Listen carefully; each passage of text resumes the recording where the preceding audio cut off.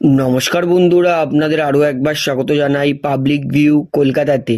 বন্ধুরা, আইপিএল 2024-এ কেকেআরের কিন্তু সবথেকে কঠিন প্রতিপক্ষ মুম্বাই ইন্ডিয়ান্সের বিরুদ্ধে খেলতে হবে। আমরা সবাই জানি মুম্বাইয়ের বিরুদ্ধে কিন্তু কলকাতা জিততে পারে না সেরকমভাবে। তবে আগে যা ঘটেছে এই মুহূর্তে কিন্তু কেকেআর দল খুব ভালো ছন্দে আছে। তো মুম্বাই ভার্সেস কেকেআর এই ম্যাচে দুই দলের শক্তি দুর্বলতা কি, দুই দলের প্লেইং 11 কি হবে এবং বর্তমান পরিস্থিতিতে এই ম্যাচটা কোন দলে জেতার সম্ভাবনা বেশি এবং হেড টু হেডে কে এগিয়ে আছে সেটাই আপনাদেরকে জানাবো। তাই অনুরোধ করে রাখছি ভিডিওটা শেষ পর্যন্ত দেখবেন এবং ভিডিওটি শুরু করার আগে আরও একটা ছোট্ট অনুরোধ করে রাখবো, যেহেতু এইখানে আপনারা খেলার সমস্ত রকম আপডেটস পেয়ে যাবেন, তাই অবশ্যই পাবলিক ভিউ কলকাতা এই চ্যানেলটিকে সাবস্ক্রাইব করে বেল আইকন প্রেস করে অল করে রাখবেন। তাহলে বন্ধুরা, Mumbai Indians versus Kolkata night Riders এই ম্যাচটা খেলা হবে আজকে, অর্থাৎ শুক্রবার দিন সন্ধ্যে 7:30 থেকে মুম্বাইয়ের হোম গ্রাউন্ড ওয়াংখেড়ে স্টেডিয়ামে। হেড টু হেড বলি, আজ পর্যন্ত কিন্তু মুম্বাই আর কেকেআর টোটাল 32 বার মুখোমুখি হয়েছে, যেইখানে 23 বার জিতেছে মুম্বাই ইন্ডিয়ান্স, মাত্র 9 বার জিতেছে কলকাতা নাইট রাইডার্স। অর্থাৎ বলতেই পারি কলকাতার ওপর কিন্তু ডমিনেটিং ক্রিকেট খেলে মুম্বাই ইন্ডিয়ান্স। তবে লাস্ট 5টা যদি আইপিএল ম্যাচ ধরি, লাস্ট 5টা আইপিএল ম্যাচে কেকেআর জিতেছে 3টে, মুম্বাই জিতেছে 2টো। অর্থাৎ বর্তমানে কিন্তু কেকেআর কিন্তু মুম্বাইয়ের বিরুদ্ধে ভালো খেলছে, তো এক ফোঁটাও সন্দেহ নেই। তো বন্ধুরা, এইবারে বলি দুই দলের শক্তি দুর্বলতা। সর্বপ্রথমে মুম্বাই ইন্ডিয়ান্সে বলি, মুম্বাই তাদের 10 ম্যাচে মাত্র 6 পয়েন্ট।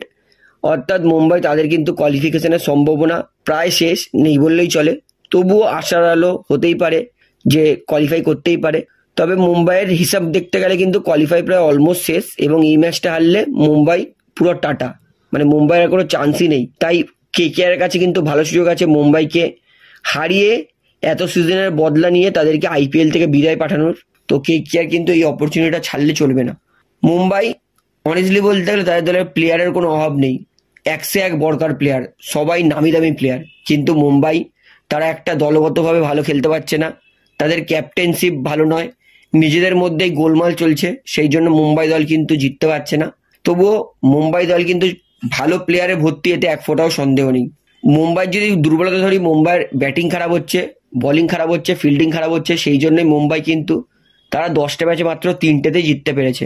তবে আরও একবার বলছি, মুম্বাই প্লেয়ার কিন্তু খারাপ নয়, যেদিন ভালো প্লেয়ার চলে যাবে সেদিন কিন্তু মুম্বাই দারুণ খেলবে, তো এক ফোঁটাও সন্দেহ নেই। তো এবারে আসি কেকেআরের শক্তি দুর্বলতাতে। কেকেআর তাদের শক্তি বলতে, কেকেআর তাদেরও কিন্তু ব্যাটিং ভালো, বোলিং ভালো, ফিল্ডিং ভালো।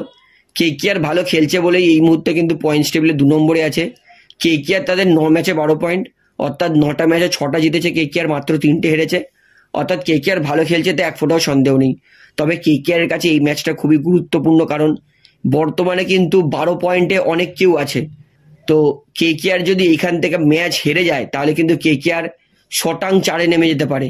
তাই কেকেআরের কাছে ভালো সুযোগ আছে এই ম্যাচটা জিতে 14 পয়েন্টে গিয়ে নিজেদের কোয়ালিফিকেশনটা আরও পাকাপাকি করুক। তো কেকেআরের কাছে বড় অপরচুনিটি আছে। মুম্বাই যেহেতু এই মুহূর্তে খারাপ খেলছে, মুম্বাইয়ের বিরুদ্ধে জিতে 2 পয়েন্ট নিয়ে পয়েন্টস টেবিলে 2 নম্বরে থাকুক এবং পাকাপাকি করুক কোয়ালিফিকেশনটা। তো এইবারে বলি দুই দলের প্লেইং 11 কি হতে পারে। সবার প্রথমে মুম্বাই ইন্ডিয়ান্স দলে আসি। মুম্বাই তাদের আরও একবার ওপেনিং করবে Ishan Kishan wicket keeper, Rohit Sharma, Surya Kumar Yadav, Tilak Varma, Hardik Pandya captain, Nehal Wadhera, Tim David এবং মোহাম্মদ নাবি। অর্থাৎ ভেবে দেখুন, মুম্বাই ইন্ডিয়ান্স এত শক্তিশালী ব্যাটিং যে মুম্বাইয়ের 1 থেকে 8 পর্যন্ত ভালো ব্যাটসম্যান আছে। মানে মোহাম্মদ নাবি 8 নম্বরে নামছে, মানে মোহাম্মদ নাবি আমরা সবাই জানি 6-4 মেরে ম্যাচ জিতে দেওয়ার ক্ষমতা রাখে। অর্থাৎ মুম্বাই ইন্ডিয়ান্স হারলেও মুম্বাই ইন্ডিয়ান্স দল কিন্তু খাতায় কলমে প্রচণ্ড মজবুত, এতে এক ফোঁটাও সন্দেহ নেই। মুম্বাই ইন্ডিয়ান্সের 9 নম্বর প্লেয়ার সেটা হবে পিয়ুষ চাওলা, 10 নম্বর প্লেয়ার জেরাল্ড কটজে এবং 11 নম্বর প্লেয়ার জাসপ্রীত বুমরা, এবং মুম্বাই ইম্প্যাক্ট প্লেয়ার ব্যবহার করবে নুয়ান তুষারাকে। অর্থাৎ মুম্বাই দলে কিন্তু বুমরা, কটজের মতো বোলারও আছে। অর্থাৎ দারুণ শক্তিশালী দল মুম্বাইতে, এক ফোঁটাও সন্দেহ নেই। এইবারে বলি কলকাতা নাইট রাইডার্স দলে। কলকাতা খুবই খারাপ বলবো বিসিসিআইকে। একটা ছেলে একটু সামান্য আনন্দ করেছে বলেই তাকে 1 ম্যাচে সাসপেনশন দিয়ে দিয়েছে, কিন্তু বড় বড় প্লেয়ারদের সময় তাদের চোখ বন্ধ থাকে। তো লজ্জা বিসিসিআই। তো কেকেআর এর প্লেইং 11-এ আসি। কেকেআর তাদের ওপেনিং করবে ফিল সল্ট উইকেট কিপার এবং সুনীল নারিন, 1 ডাউনে আঙ্ক্রিজ রাঘুবংশী, 2 ডাউনে ক্যাপ্টেন শ্রেয়াস আইয়ার, 3 ডাউনে ভেঙ্কটেশ আইয়ার, 4 ডাউনে রিঙ্কু সিং, 5 ডাউনে আন্দ্রে রাসেল, 6 ডাউনে রমনদীপ সিং। অর্থাৎ কেকেআরও কিন্তু দেখতে গেলে 1 থেকে 8 পর্যন্ত ভালো ব্যাটিং আছে এবং কেকেআরের দল ভালো বলেই কিন্তু এই মুহূর্তে ভালো পারফরমেন্স করছে, ভালো জিতছে। তো কেকেআর 9 নম্বর প্লেয়ার হবে অভিজ্ঞ মিচেল স্টার্ক। আশা করো মিচেল স্টার্ক ভালো বোলিং করবে। 10 নম্বর প্লেয়ার বৈভব অরোরা এবং 11 নম্বর প্লেয়ার বরুণ চক্রবর্তী। অর্থাৎ এটা হবে কেকেআর প্লেইং 11 এবং কেকেআর অবশ্যই ইম্প্যাক্ট সাবস্টিটিউশনে অনুকূল রয়কে খেলাতে পারে, চিতান সাকারিয়া খেলাতে পারে, সুয়েশ শর্মাকে খেলাতে পারে। পিচ অনুযায়ী কেকেআর কিন্তু সিদ্ধান্ত নেবে কেকেআর কাকে নামাবে। তো এটাই ছিল দুই দলের প্লেইং 11। তো আপনার কি মনে হয় এই ম্যাচটা কোন দল জিতবে, কলকাতা না মুম্বাই, সেটা আমাকে অবশ্যই কমেন্টে জানাবেন। তাহলে বন্ধুরা ভিডিওটা এখানে শেষ করছি, আশা করি ভালো লাগলো। তো ভিডিওটি ভালো লাগলে অবশ্যই লাইক করুন, কমেন্ট করুন, শেয়ার করুন এবং বন্ধুরা চ্যানেলটি দ্বারা নতুন আছেন সবাইকে অনুরোধ করবো তারা অবশ্যই পাবলিক ভিউ কলকাতা এই চ্যানেলটিকে সাবস্ক্রাইব করে বেল আইকন প্রেস করে অল করে রাখবেন। ধন্যবাদ।